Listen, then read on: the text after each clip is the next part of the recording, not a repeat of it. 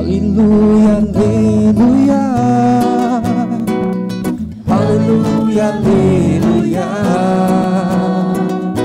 Aleluia, aleluia. Aleluia, aleluia. Aleluia, aleluia. Aleluia, aleluia. Aleluia, aleluia. Aleluia, aleluia. O Senhor esteja convosco. Ele está no meio de nós. Proclamação do Evangelho de Jesus Cristo, segundo Mateus. Glória a vós, Senhor. Naquele tempo, os 11 discípulos foram para Galileia, ao monte que Jesus lhe tinha indicado. Quando viram Jesus, prostraram-se diante dele. Ainda assim, alguns duvidaram. Então Jesus aproximou-se e falou: Toda a autoridade me foi dada no céu e sobre a terra. Portanto, ide e fazei discípulos meus todos os povos, batizando-os em nome do Pai e do Filho e do Espírito Santo, e ensinando-os a observar tudo o que vos ordenei. Eis que eu estarei convosco todos os dias, até o fim do mundo. Palavra da salvação. Glória a vós, Senhor. Podemos sentar? Meus estimados, aqueles que se encontram na nossa matriz, aqueles também que estão nos acompanhando através dessa transmissão, hoje a igreja celebra a solenidade da Santíssima Trindade. 3 pessoas e um só Deus. O amor de Deus foi tamanho pela humanidade, que criando o homem realmente na perfeição e criando tudo de forma tão harmônica, entrando o pecado e destruindo essa harmonia, o Senhor, portanto, continua com o seu amor, continua com a sua misericórdia para conosco, que acompanha passo a passo, até o momento que envia o seu Filho para nos redimir, para nos salvar.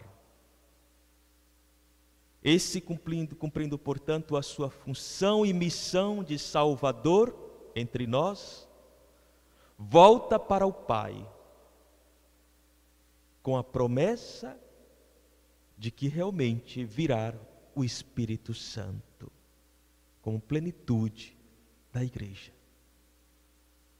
Semana passada celebrávamos Pentecostes, a efusão do Espírito sobre a igreja, sobre todos os batizados, sobre as pessoas que de fato realmente puderam experimentar dessa graça atuante, que nos anima e nos impulsiona para continuar a missão.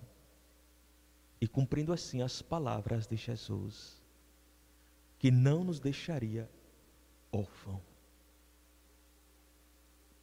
Vai para o Pai, e do Pai e do Filho procede, portanto, o Espírito Santo. Hoje a igreja celebra as 3 pessoas da Trindade, como plenitude da revelação divina, celebra-se essa festa.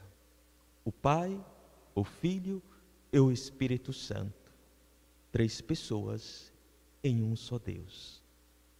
É um grande mistério e jamais, e nenhum teólogo seria capaz de exaurir o mistério realmente que existe por trás dessas 3 pessoas. Podemos entender, compreender o modo, suas missões, como de fato a Trindade age em nós, mas jamais teremos a capacidade de esgotar esse mistério tão profundo, essa comunhão de amor que é a própria Trindade.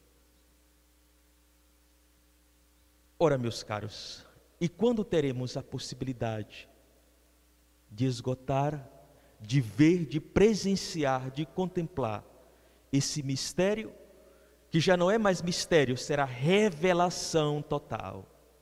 Então, somente na parousia.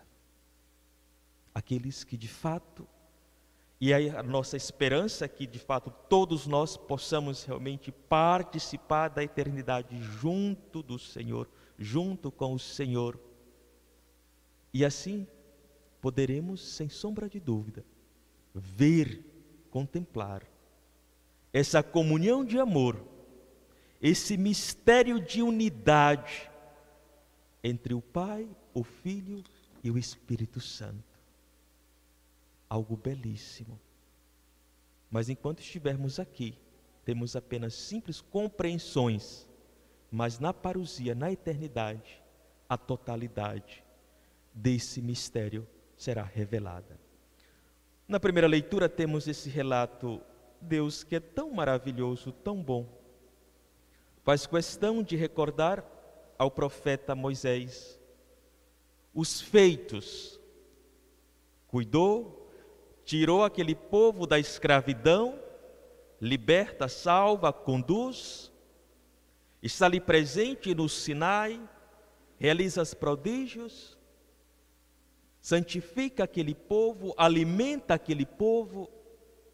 No entanto, o povo de Deus, daquele tempo, assim como o povo de Deus também, hoje, nós, hora ou outra, tem a cabeça dura de querer as velhas cebolas do Egito, voltar ao pecado, distanciar-se da misericórdia, da bondade do Senhor, para fazer suas próprias vontades, viver sem a obediência devida a Ele, esquecendo todos os feitos e maravilhas que esse Deus bondoso, misericordioso, operou entre os seus. Essa é a experiência do pecado. Esquece do Senhor e dos irmãos, para viver uma vida centrada em si, tamanhamente egocêntrica, a tal ponto de fechar-se a beleza e o amor e a misericórdia do Senhor. E ele faz questão de dizer: recorda, pois, faz memória de tudo isso. Esse Deus realmente prometeu a terra, enquanto terra prometida a vocês, salvou, libertou, estava ali como um pai que cuida, que ama, alimenta. E nesse sentido, ele deixa bem claro, não admite idolatria, porque um Deus único, olha aqui a manifestação, portanto, da sua unicidade, não permite, e não permitiria, nem permite, que de fato viva na idolatria, se tenha outros deuses fora do Deus de Israel. Aqui realmente o autor continua a dizer que de fato, e recordando esses feitos, tem a função de alertar toda uma geração futura para reconhecer quem é Deus, o que Ele é capaz de fazer, como o seu amor versado por nós é tamanho. E esse mesmo Deus que operou tantas maravilhas, é o mesmo que está sempre agindo em nós, que é através de cada pessoa, como de fato através da Trindade, nos encaminhando e nos santificando, levando-nos para Deus. Ora, meus caros, na segunda leitura, São Paulo faz questão de dizer, e aqui é bom que a gente tenha um pouco de atenção: espírito de timidez, espírito de medo, isso não provém do Senhor. Como posso dizer que sou um cristão e tenho medo de dizer a verdade, tenho medo de profetizar, tenho medo de denunciar. Isso não é ser cristão. Esse espírito de medo, de timidez, de dissimulação, isso não provém do Senhor. O Espírito que provém do Senhor, que fala em nós, atesta que somos filhos de Deus. E porque somos capazes, portanto, de denunciar, de anunciar, de ter uma relação com os nossos irmãos, não de fachada, nem de hipocrisia, mas de verdade, porque o Espírito atesta para a verdade. E com isso é bom que façamos, pois, um exame de consciência. Será que em mim não tem esse espírito de omissão, de timidez, de vergonha, de medo? Isso é espírito de escravo. Somos filhos no Filho. E graças, portanto, a essa filiação, somos livres. Não tem mais escravidão. Do contrário, estamos agindo segundo a perspectiva do pecado, e não uma pessoa livre que o Espírito age em nós. Ora, no Evangelho apresenta para nós, São Mateus, um discurso de despedida de Jesus. Terminada todas as suas aparições, agora, portanto, está a despedir-se dos seus. Voltar para o Pai, mas deixa realmente uma ordem. Deixa, portanto, aqui para nós uma incumbência. Não quer que estejamos a contemplar meramente onde fica a ação. E ele, portanto, suas últimas palavras implica missão, ação. De fato, pede que possa realmente anunciar, fazer discípulos seus todos os povos. E aqui a missão, meu santo, não é apenas do padre, do sacerdote, do bispo, do papa, de um religioso ou de uma religiosa. Ouvimos perfeitamente o imperativo categórico diz-se realmente a todos.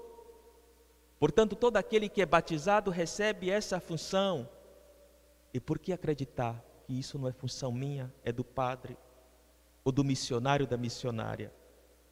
Não estamos atestando essa verdade, nem sendo obediente às palavras últimas do Senhor. Todos têm a função de anunciar, evangelizar. E aqui ele deixa claro, e aqueles que receberam a palavra, que vão incluir-se na comunidade dos discípulos do Senhor, serão batizados em nome do Pai, do Filho e do Espírito Santo. Eis aqui a Trindade Santa. Eis aqui, portanto, a fé e a doutrina que nós professamos. Um Deus uno e trino. E as ações que nós realizamos em nome do Pai, do Filho e do Espírito Santo. Portanto, imbuído da Trindade. Ora, o Senhor, portanto, conclui esse evangelho dizendo que se assim realmente fizermos tudo aquilo que Ele ordenou, Ele vai estar conosco sempre, todos os dias. O Seu Espírito está testando em nós, está nos animando, está nos fortalecendo. E assim sendo, nesse dia que realmente, celebrando esse mistério de amor, de comunhão entre as três pessoas, que também nós possamos experimentar desse mistério em nós, que é enquanto cada uma das pessoas falando, ou a própria Trindade, que também age naqueles que estão no estado de graça, para que de fato vivamos na comunhão, como o Pai, o Filho e o Espírito Santo vivem. Louvado seja nosso Senhor Jesus Cristo. Para sempre seja louvado. Professemos a nossa fé.